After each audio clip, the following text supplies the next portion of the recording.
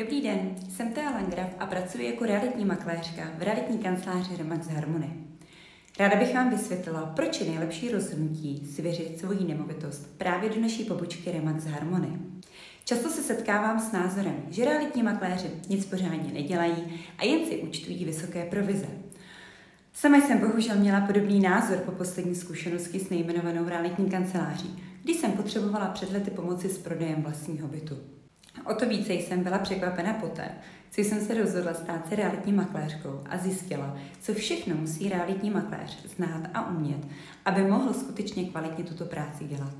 Po nástupu do Remaxu jsem se nestačila divit, na jak vysoké úrovni zde pracují opravdu vyškolení a profesionální makléři, kteří myslí na vše od A až do Z.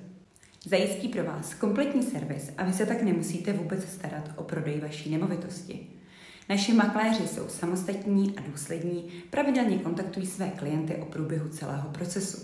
Nemůže se tedy stát, že klient nemá od svého makléře žádné zprávy více jak týden ohledně toho, co se s jeho nemovitostí děje. Svou práci vykonávají svědomitě a vždy jim záleží především na nejlepším zájmu klienta. Naším cílem v Remaxu je zajistit pro svého klienta jistotu, ochranu a ten nejlepší možný výsledek. Proto jsem si jistá, že i pro vás bude svěření prodeje vaší nemovitosti makléři z Remax tím nejlepším rozhodnutím. Potřebujete i vyprodat svou nemovitost? Klikněte na tlačítko pod tímto videem, vyplňte formulář a rezervujte si u nás schůzku.